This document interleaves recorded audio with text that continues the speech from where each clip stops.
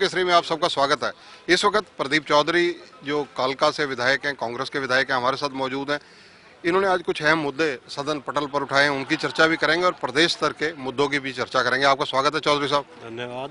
चौधरी साहब, जिस प्रकार से आपने अंदर एक सवाल उठाया कि देश की आज़ादी के बाद से लेकर आपके हल्के के कुछ गाँव ऐसे हैं जहाँ पर ना तो जाने की सड़क है, ना कोई मार्ग है, वो कौन से मुद्दे हैं, वो क्या मुद्दा है?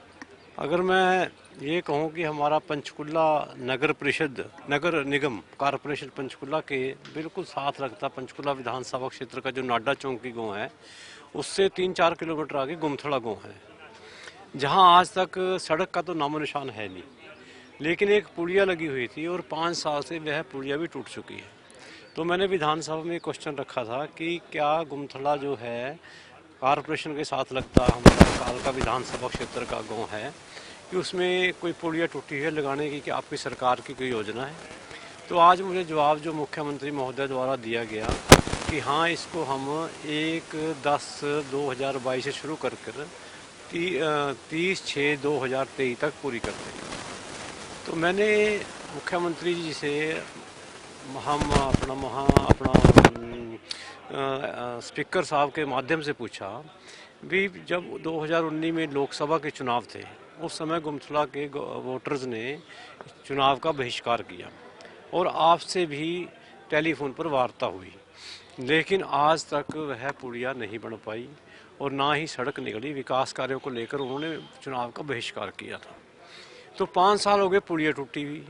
सड़क तो चलो बाद की बात है, पुलिया जो आने जाने का साधन था वह भी मतलब बहुत खस्ता हालत है। तो आप इसको इतना लंबा टाइम, कोई पुल थोड़ा ना लगना वहाँ बहुत बड़ा है, एक पुलिया लगनी है।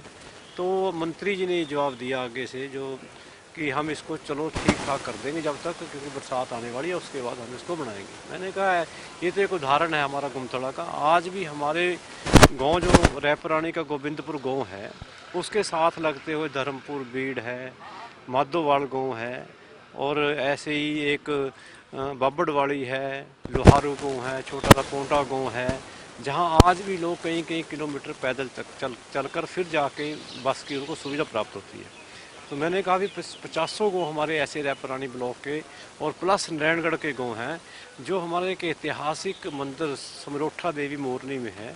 वहाँ तक लोगों को जाने का 40-50 किलोमीटर सफ़र ज़्यादा तय करना पड़ता है। अगर गोविंदपुर से ठाठर तक सड़क निकल जाए तो लोगों को बहुत सुविधा होगी।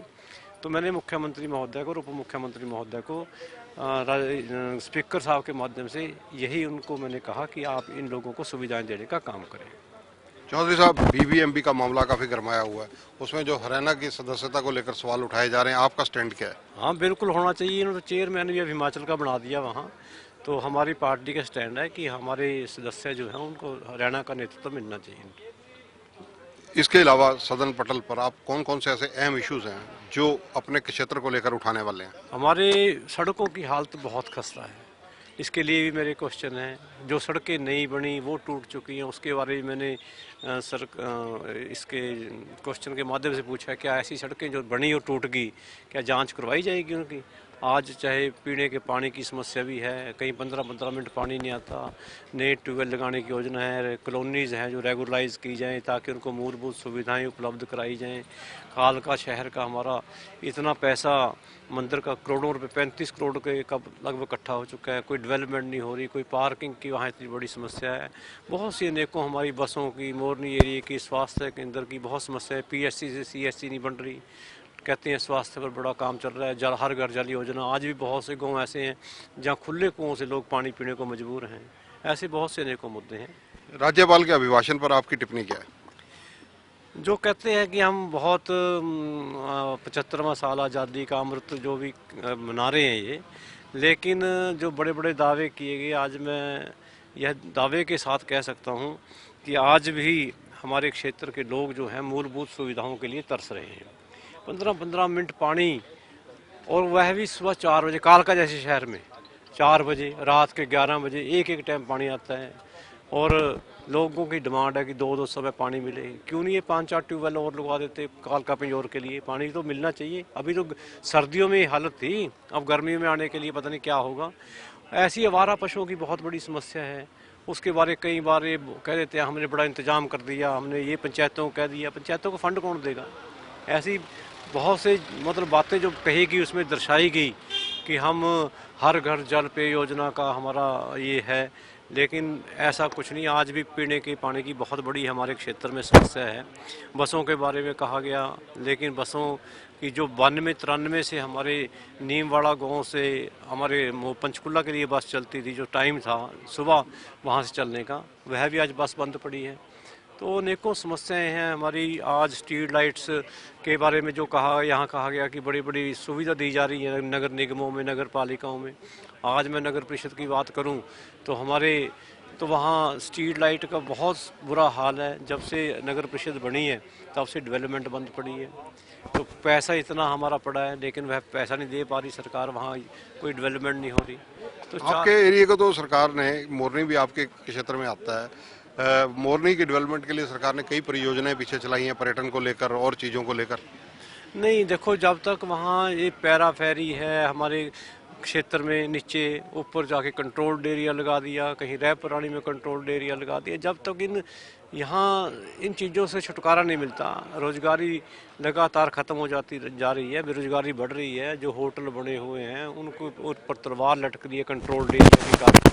तो सरकार 2009 में एक सरकार ने एक योजना करी थी कि जिन लोगों ने जिन्होंने बिल्डिंग्स बना रखी हैं, कुछ उसमें अपना पैसा भर के वह बचा सकते हैं। लेकिन इस सरकार के बार हमने कई बार उठाया कि कंट्रोल एरिया ख़त्म कीजिए, सरकार जनता को एक टाइम दे, जिनकी जो कमियां पूरी हैं वो पूरी कर सकें। आज उन पर तलवार लटक रही है। तो कहीं ना कहीं मोरनी एक जो हमारा हरियाणा प्रदेश का एक बहुत मिनी शिमला कहा जाता है, लेकिन उस तरह से लोगों को सुविधाएं नहीं मिल पा रही। जब तक ये ऐसी कानूनी कार्रवाइयाँ ख़त्म नहीं करेंगे जो तलवार लटकनी है, जब तक वहाँ डेवलपमेंट नहीं हो सकती। तो बजट सत्र है, मुख्यमंत्री वित्त मंत्री भी हैं, बजट पेश करेंगे, कैसे बजट की उम्मीद करते हैं आप?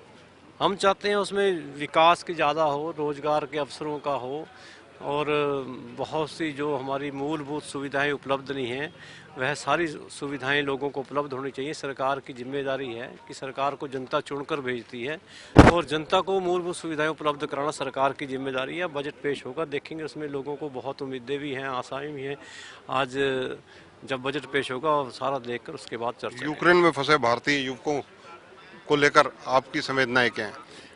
हम तो यही चाहते हैं कि जल्दी से जल्दी उन सभी छात्रों को, और चाहे और भी जो लोग हैं यूक्रेन में फंसे हुए हैं, उन्हें जल्द से जल्द अपने देश में वापस लाया जाए। धन्यवाद। तो ये है प्रदीप चौधरी, कालका से विधायक हैं। चौधरी साहब ने बड़े स्पष्ट शब्दों में कहा कि मोरनी एरिया की जो डेवलपमेंट होनी चाहिए वो पाबंदियों में लगाकर नहीं हो पाएगी, मिनी शिमला कहा जाता है उसे।